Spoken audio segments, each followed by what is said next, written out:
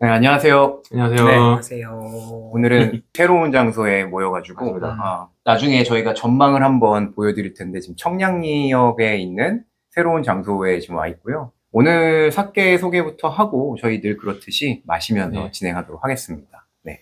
오늘은 그 시코쿠의 이제 가장 아래에 있는 고치현의 사케고요. 카메이즈미 셀 24라는 사케입니다. 카메이즈미가 이제 카메가 거북이란 뜻이고, 네. 이즈미는 샘물이란 뜻인데, 이 지역에 이제 정말 마르지 않는 우물이 있대요. 샘물이 있대요. 그래서 거기서 그물로 만든 사케라고 하고요. 보통은 이제 뭐 카라푸찌가 많은데 이 사케의 특징은 이제 연슈도가 마이너스 14도. 매우 아마구찌? 예, 아마구찌에 가까운 사케, 아마구찌인 사케입니다. 카라구찌의 뭐, 반대말이라고 반대 하기보다는 반대 개념, 뭐, 좀 그쵸, 예. 상대적인 개념. 보통 이제 오히려 이제 카라구찌가 아마구찌가 아닌 걸 카라구찌라고 한다고. 그러니까 카라구찌가 좀 더 큰 개념인 큰 거네요. 개념이죠. 네. 일본 주도에서 정한. 보통 이제 한 5% 정도 넘어가면 네네. 플러스 5%면 뭐 카라구찌, 네네. 마이너스 5%면 네. 아마구찌라고 하는데 그렇게 막 가이드는 있는데 막 그게 막 정해진 건 정확하게 아니고 될 수는 정해진 건 없겠죠. 아니고. 네. 네. 지금 마이너스 13, 14 뭐 이렇게 돼 있다라는 건 이거 되게 네. 무거운, 되게 무거운. 네. 그쵸. 당분이 많이 비중이 함유돼 있다. 높은 네. 네, 그런 사케라는 거죠. 그쵸. 밀도가 높고 물에 띄우면 가라앉는 그런 사케가 맞습니다. 되겠네요. 네. 물보다 많이 무거운, 보통 이제 당분이 물보다 무겁고 알코올은 물보다 가볍기 때문에 당분이 상대적으로 많은 사케라고 이제 볼 수 있죠. 굉장히 그럼 달콤할 것 같은데 네네, 맞습니다. 한번 마셔보죠. 한번 오픈을 해서 마셔볼까요? 궁금해집니다. 마셔보시죠. 네, 마시죠. 한번 마셔보시죠. 차도동. 자, 향 좋다. 이 사케 처음 만들 때 26년 전에만 처음 만들었대요. 그때 만들 때 향수처럼 이제 쓰고 싶은 생각이 들 정도로 향기로운 이제 사케를 만들고 싶어서 이 사케를 만들었는데 그 이후로 대박이 나서 지금 이제 어떻게 보면 이제 되게 간판 메뉴가 되었다고 합니다. 네, 확실히 향 자체가 향 비중이 느껴지네요. 아, 무겁다라는 굉장히 느낌이. 향긋하고 네. 이렇게 보면은 표면 확실히 밀도가 높은 게 느껴지는 음. 게 굉장히 어찌 보면은 뭔가 표면 장력이 세다. 그런 장면 그런 그런 느낌? 것이죠. 밀도가 높기 때문에 확실히 아마구치. 뭐 약간 포도주 같다는 생각까지 드는 정도로 향긋하고 네. 정말 이거는 정말 이제 와인 같아요, 진짜. 네. 네. 과실향이 많이 단맛이 많이 나는 와인. 확실히 혀에 많이 남는 느낌 들거든요. 달라붙네. 네, 네. 혀에 많이 그러니까 이게 삼키고 나서 촉촉하니 남아있는 게 오래 가요. 이게 여러 가지 맛있네요. 이유가 있겠지만 맛있어요. 네. 맛있을 수밖에 없는 향과 맛이네요. 그래서 이제 사케를 마실 때도 좀 다양하게 마시고 싶잖아요.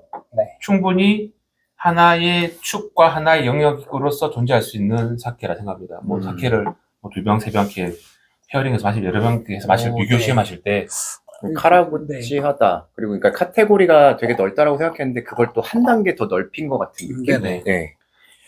굉장히 어찌 보면 지난주에 마셨던 사케하고는 대척점에 있는 느낌이 드는 대척점이라고 표현하기도 그래요. 향은 굉장히 또 그쵸. 좋았기 때문에 오히려 또 키토도 네. 과실향이 나는 사케였기 네네. 때문에. 네.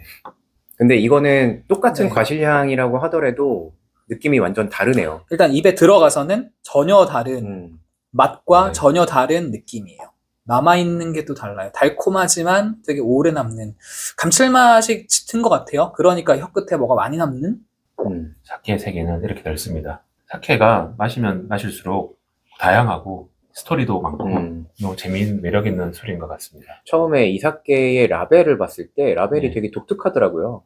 마치 써놓은 것처럼 네. 눈에 확 띄는 라벨이라서 이렇게 쓰는 게 뭐 이 양조장의 뭐 특징일까요? 네, 특징입니다. 예. 음. 처음에는 이제 어떻게 보면 시험적으로 만들었기 때문에 보면 제가 이제 제 생각에는 이온 슈더가 극단적으로 낮거든요. 마이너스 13, 15, 16도 있어 보면 그렇기 때문에 좀 그런 부분들을 좀 강조하고 싶어서 아예 이런 사케 기준들을 다 표기한 게 아닌가 싶기도 하고요. 이제 전통적인 라벨을 네. 추구한 게 아닌가라는 생각도 들고 말씀하신 것처럼 실험적인 느낌도 되게 네네. 많이 들어요. 그러니까 모종에 어찌 보면은 그 실험실에 보면은 조건을 달리해가지고 맞아요. 그 조건들을 라벨로 하나하나 적어놓잖아요. 플라스크 대신에 아, 이렇게 사케병에다가 술을 맞아요. 담아놓은 느낌? 그런 느낌. 그런 느낌이 물론 드네요. 26년 전부터 시작되었긴 하지만 네네. 참고로 이 이제 셀24는 그 브랜드는 하나지만 올해 같은 경우는 이제 탱크별로 속성이 다 다르기 때문에 네. 이제 탱크의 속성별로 라벨이 다 달라요. 올해는 25가지 종류의 셀24가 나온다고 하더라고요. 그게 재밌는 게 위스키에도 싱글 배럴 또는 뭐 싱글 캐스크라고 부르는데 그러니까 하나의 캐스크에서만 그러니까 여러 개의 캐스크를 동일한 연도에 생산했다고 하더라도 섞지 않고 하나의 않고, 캐스크에서만 술을 내리는 경우가 있거든요. 그런 걸 싱글 캐스크라고 부르는데 그런 것들은 그 어떤 모종의 빈티지가 아니라 네. 술이 언제 담궈졌는지 연도를 뭐 네. 병입한 연도를 적는 경우도 있지만 어쨌거나 그런 형태로 나오는 게 있어요. 뭐 어떤 술에 뭐 몇 년 뭐 이렇게 네, 맞아요. 그런 것하고 뭔가 굉장히 비슷한 접근이 아닌가 싶은 생각이 드네요. 요즘에 이제 카메이즈미처럼 라벨에 속성을 표시하는 사케가 좀 많이 늘어난 것 같아요. 니후다 자케나 아니면 우리가 다들 좋아하시는 이제 카제노모르 같은 경우도 이제 여기 숫자로 그 표모랑 정미 보함률 표시한다든지 그렇죠. 니후다 자케 같은 경우는 카메이즈미처럼 대부분의 정보를 다 표시해 두거든요. 좀 그러한 이제 정보를 표기하는 사케 이렇게 하면 저희가 비교하면서 마실 수가 있잖아요. 이렇게. 저 같은 그 네. 덕후에게는 네. 매우 바람직한 라벨입니다. 맞습니다. 알고 싶은 게 너무 많은 맞습니다. 그런 네. 이제 이 라벨로 설명드리면 이제 카메이즈미는 이제 브랜드 이름이고 메이가라라고 하죠. 준마이 긴조 겐슈인데 양조 알코올을 넣지 않은 긴조급인데 보통 정미 보합이 50% 미만이면 이제 다이 긴조란 말을 쓸 수 있어요. 그런데 이 양조장 같은 경우는 다이 긴조를 하지 않고 그냥 긴조라고 했다. 겐슈기 때문에 이제 가수를 하지 않았고 효모는 셀 24라고 고치현에서 만들어진 효모인데 약간 향을 많이 풍성하게 하는 특성을 가지고 있는 효모라고 합니다. 그다음에 이제 알코올은 14도고 이온슈도는 이제 마이너스 13인데 그 앞에 말씀드린 것처럼 이온슈도는 비중을 뜻해요. 물보다 가벼운지 무거운지. 그래서 이제 마이너스 13 같은 경우는 물보다 많이 무겁다는 뜻이죠. 일반적으로 이제 당분이 물보다 무겁기 때문에 이온슈도가 마이너스란 말은 당분과 같이 물보다 무거운 무언가가 많이 들었다는 걸 볼 수 있죠. 아미노산 같은 경우는 이제 감칠맛을 뜻하는 거라 보시면 되고 아미노산도가 높으면 그만큼 감칠맛이 높아질 가능성이 높다라고 보시면 됩니다. 짠. 네, 이게 재밌는 게 카메 이즈미가 그러면은 거북이 셈인 건가요? 네, 거북이처럼 카메가 이제 장수를 뜻하니까 네. 거북이고 이즈미는 샘.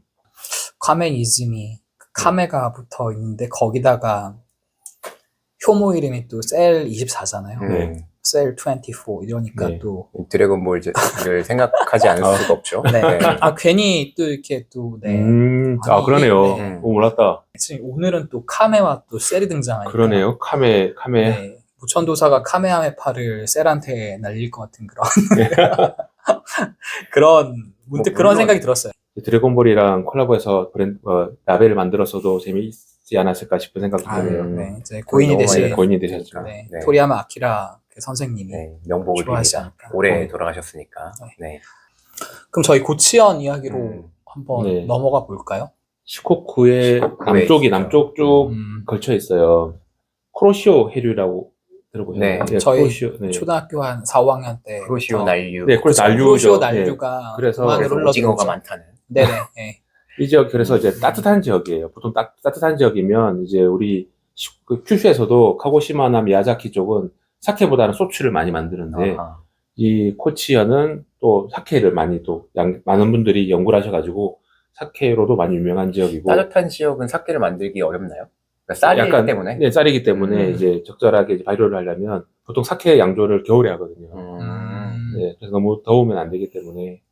잠깐 또 생각이 나는 게 위스키 같은 경우에도 더운 나라에서 성공한 사례가 많이 없었거든요. 근데 대만이 그 어떤 모종의 징크스와 그러네. 엔바이러먼트를 이렇게 깨부수고 잘 만든 케이스인데 사케에도 그런 게 또 따라 붙네요. 이게 아까 말씀드린 것처럼 싱글 캐스크와 네. 매우 동일한 양식으로 술을 뽑아내니까 네. 굉장히 좀 겹치는 부분이 많습니다. 재밌습니다. 재밌습니다. 네.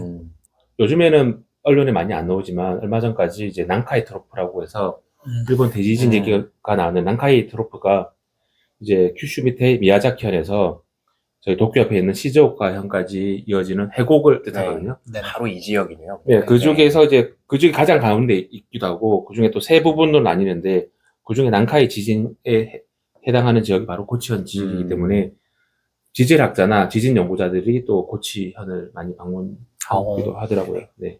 고치현이 옛날 이름이 도사예요, 도사. 도사.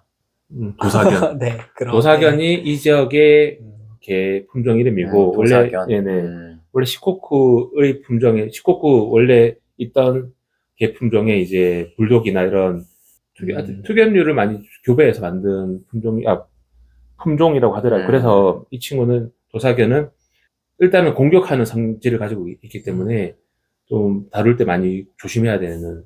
그리고 우리 오코노미야끼나 타코야키 먹을 때 카초부시 좋아하시죠? 카초부시. 가다랑어포. 네네. 가다랑어포가 가장 유명한 지역이 바로 이 지역이에요. 네, 두 카초로 번, 네. 예, 유명한 지역이죠. 순두부에 가츠오부시 얹어 먹고 싶습니다. 맛있죠. 네네. 그래서 그거만 이제 있으면. 고치현에 이제 히로메 시장이라고 있는데 거기 가셔서 이제 카초 다다키.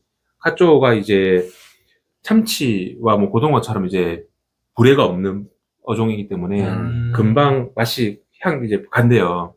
그렇기 때문에 회로 먹기 힘든 어종이기 때문에 오, 이제 그런 게 타다키처럼 집불에 구워가지고 약간 향을 날리고 더 이상 부패가 안 되도록 좀 최대한 막은 다음에 먹는 문화가 생겼다고. 그 훈제를 한다는 것 자체가 오래 보관하기 위함이니까 맞습니다. 네네네. 그런 게 가츠오부시에도 적용이 되는군요. 되게. 고치현이 일본에서 정말 인구가 적기로 유명한 현이에요.